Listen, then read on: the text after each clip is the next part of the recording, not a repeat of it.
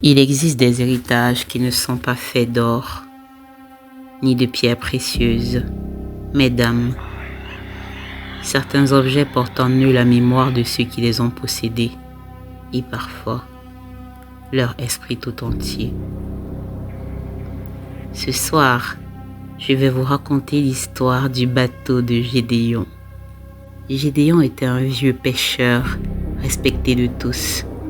On disait qu'il avait fait corps avec la mer, qu'il connaissait ses humeurs comme nul autre. Son bateau, une vieille embarcation en bois, semblait indestructible. À l'heure de sa mort, il fit venir son fils Éric. Il lui transmit son ultime héritage, le bateau. D'une voix tremblante, mais ferme, il lui dit: « Mon fils, ce bateau est désormais à toi. Mais retiens bien mes paroles. Tu ne dois jamais, au grand jamais, le vendre, ni le donner à qui que ce soit. Ce bateau doit rester tien, jusqu'au jour où tu sentiras ta propre mort approcher. »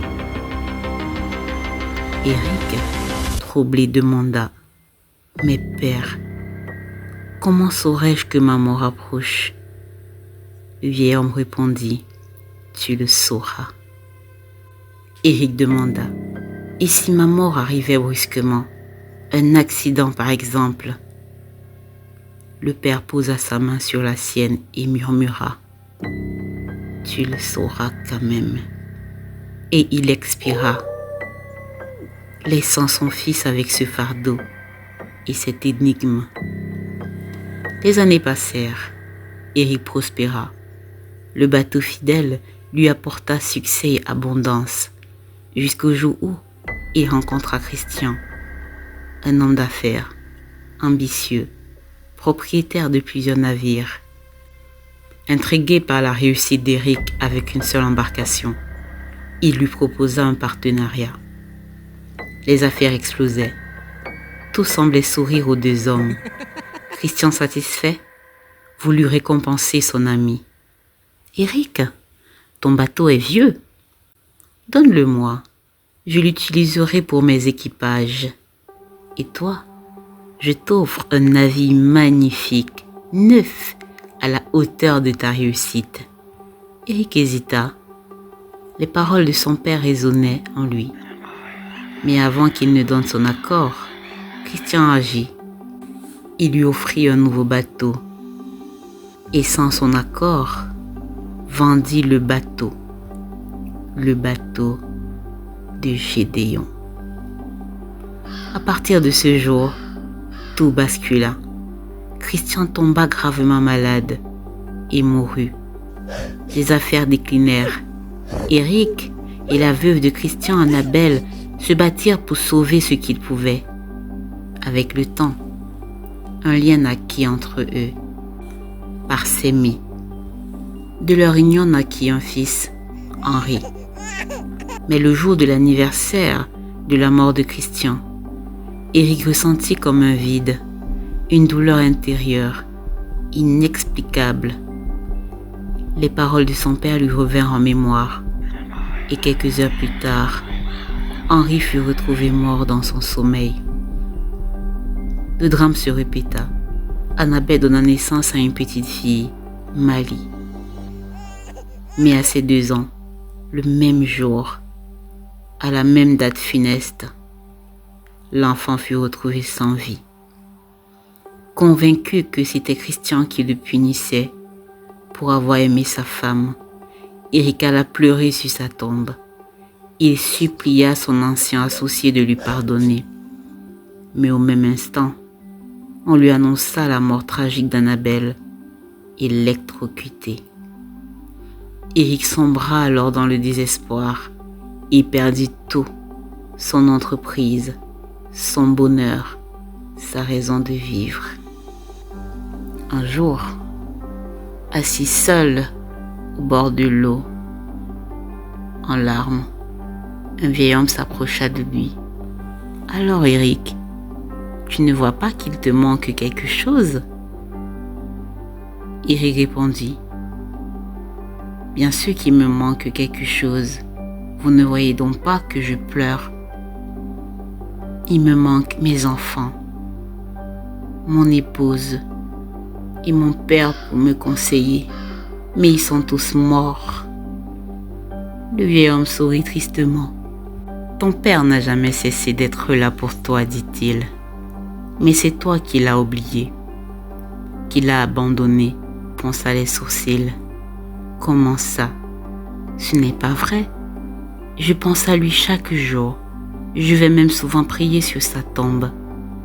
Le vieil homme secoua la tête. Mais Eric, dit-il, ton père n'est pas dans cette tombe. Il n'y a jamais été. Eric glacé demanda. Mais que dites-vous? Et qui êtes-vous? Je l'ai moi-même enterré. Comment dites-vous qui n'est pas dans cette tombe? Le vieil homme répondit. Je suis un ami de ton père. Il m'a envoyé pour t'offrir une seconde chance. Retrouve-le et tout ira mieux. Le retrouver? Mais où? Et comment ça il t'a envoyé? Demanda Eric. Le vieil homme sourit et dit, ton père est dans le bateau. Retrouve le bateau et tu retrouveras ton père. Eric dit, mais je ne sais pas où est le bateau. Christian l'a vendu. Et le vieil homme lui dit, ne t'inquiète pas, je te guiderai. Eric vit au loin une lumière. Lorsqu'il se retourna pour poser une autre question au vieil homme, celui-ci avait disparu. Quelques semaines plus tard, Eric finit par retrouver l'embarcation, abandonnée depuis très longtemps. L'homme qu'il avait acheté, lui a-t-on dit, était mort mystérieusement et personne n'avait plus jamais osé y toucher. Quand Eric posa la main sur le bois usé du bateau, il sentit comme un souffle familier. Il comprit. Le vieil homme avait raison. Son père était là. Il s'agenouilla, demanda pardon et supplia Gédéon de veiller à nouveau sur lui. Dès ce jour, la chance revint. Eric reconstruisit sa vie. Il épousa une femme, Sonia. Et quelques années plus tard, il eut un fils, Denis. Et quand vint le moment où il sentit sa fin approcher, il fit venir son fils et lui transmit le bateau avec les mêmes mots de son père autrefois. Mon fils, ce bateau est désormais à toi, mais retiens bien mes paroles. Tu ne dois jamais, au grand jamais le vendre, ni le donner à qui que ce soit. Ce bateau doit rester tien jusqu'au jour où tu sentiras ta propre mort approcher. Et son fils lui posa la question, sait-on qu'on va mourir? Eric lui répondit, tu sauras. Maintenant, cher auditeur, laissez-moi vous poser une question. Vous qui m'écoutez dans l'ombre de votre chambre, dans la solitude de votre voiture ou dans le silence de vos écouteurs, avez-vous déjà reçu quelque chose d'un parent disparu? Un objet banal peut-être, un bijou, un livre, un meuble usé? Réfléchissez bien. Depuis que vous l'avez, avez-vous senti un souffle, un froid, un regard invisible? Avez-vous rêvé de lui plus souvent que d'habitude? Vous êtes sûr? Parce que parfois, ce ne sont pas vos rêves, c'est lui qui vous regarde à travers cet objet, qui attend. Alors ce soir, quand vous éteindrez la lumière, vous garderez un œil ouvert sur ce qui vous a été légué.